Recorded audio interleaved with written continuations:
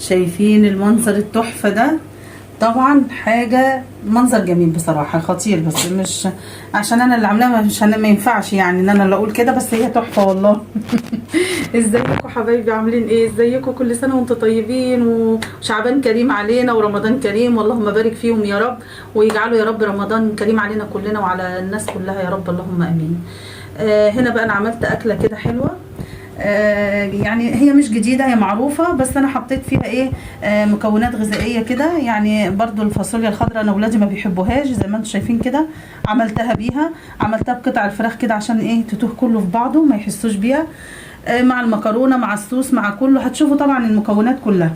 هنا بقى نغرف كده واوريكم الجمال دوت. بسم الله ما شاء الله، بسم الله الرحمن الرحيم. بصوا بقى، بصوا بتبقبق ازاي، سامعين الصوت؟ يا رب تكونوا سامعين الصوت، شايفين الدخان اللي طالع ده؟ والفاصوليا الخطيره فيها دي، انا قلت احطها لهم في اكله زي دي، وبصراحه لقيت منظرها تحفه قوي معاها. بصوا الجمال، بصوا الفاصوليا مع المكرونه مع قطعه الفراخ، بصوا تحفه بصراحه، وريحتها بقى انا نفسي والله تشموا الروايح، بس مش عارفه اعمل ايه. تعالي بقى ندوقها كده. بسم الله الرحمن الرحيم.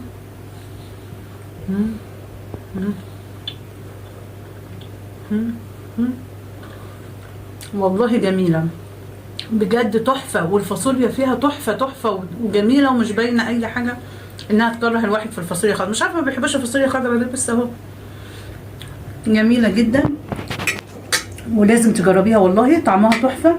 يلا بينا بقى نشوف المكونات دي اتعملت ازاي عشان ما اطولش عليكم الفيديو، بس والله خطيرة خطيرة خطيرة. يلا بينا على المطبخ.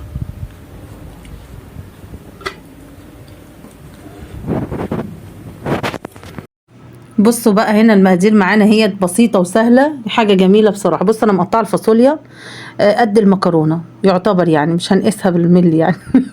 بس هي لازم تبقى قد المكرونه كده. هنا الفراخ انا قطعتها كبيره شويه عشان نعرف ناكلها بالشوكه، تمام.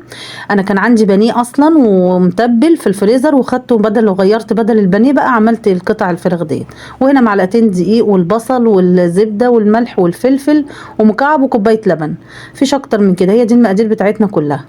يلا بينا بقى. هنا اهو حطيت حته زبده طبعا صغيره، عشان كل شويه هحط حته زبده، طبعا مش هيبقى كلها دهون، فانا حطيت حته صغننه قوي، ونص البصله اللي انا مقطعاها، تمام. حطيتها كده، هقلبها بقى كده، اقعد اشوحها لغايه ما تتدبل كده اهي، وفي نفس الوقت حاطه المكرونه على النار تتسلق. هنا بقى حطيت الفاصوليا الخضراء كده، السوتيه ده طبعا سوتيه عادي يعني، هي تحفه بصراحه. حطيت عليها الملح والفلفل اللي كان عندنا، وقلبت بقى، وطعمها تحفه، عايزه اقول لكم تحفه تحفه تحفه. سوتيه عادي خالص، احسن من الخضار بقى ويقولوا لي مطبوخه مش مطبوخه. ندعت ميه كده وقلبتها في طاسه صغننه كده، اللي بيها اسيبها شويه ايه مع نفسها، تاخد ايه التشويحه بتاعتها السوتيه، يعني تبقى مستويه شويه عشان ما تقرقش تحت بقنا واحنا بناكل المكرونه. في نفس الوقت اهي المكرونه بتتسلق.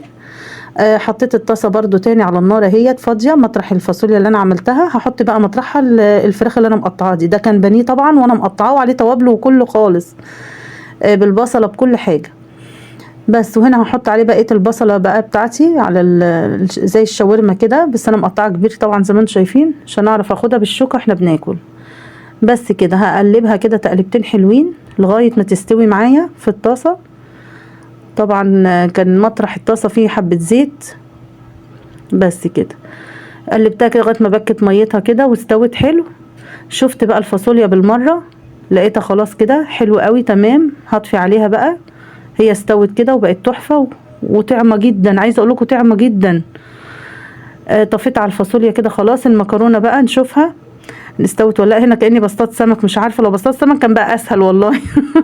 هنا طلعت المكرونه عشان اشوفها بقى السوا بتاعها اهي، خلاص استوت وبقت حلوه قوي تمام. هطفي عليها خلاص وهصفيها. نيجي بقى هنا الموضوع الثالث اخر حاجه بقى.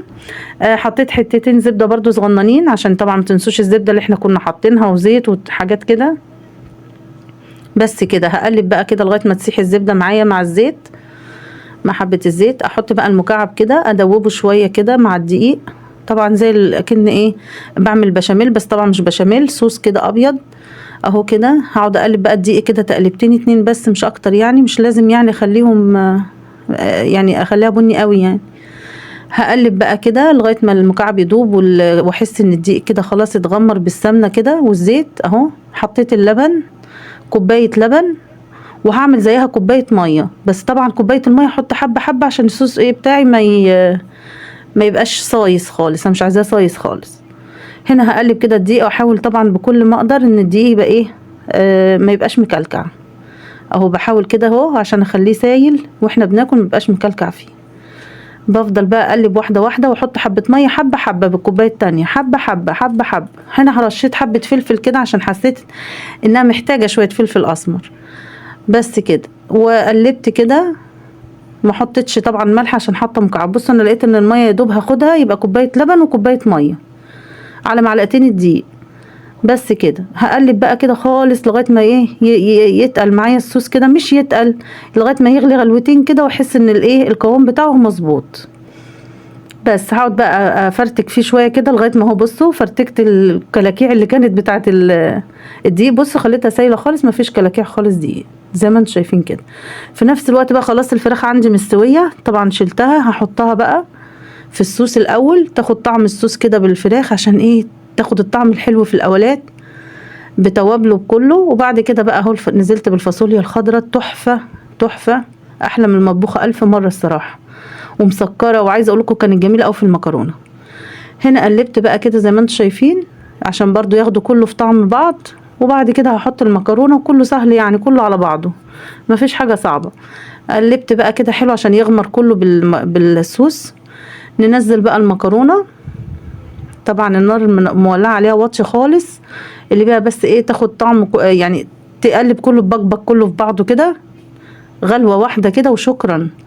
هنا بقى طبعا بقلب المكرونه حلو عشان كل المكرونه تتقلب بالصوص الابيض، عايزه كله يبقى مغمر في الصوص.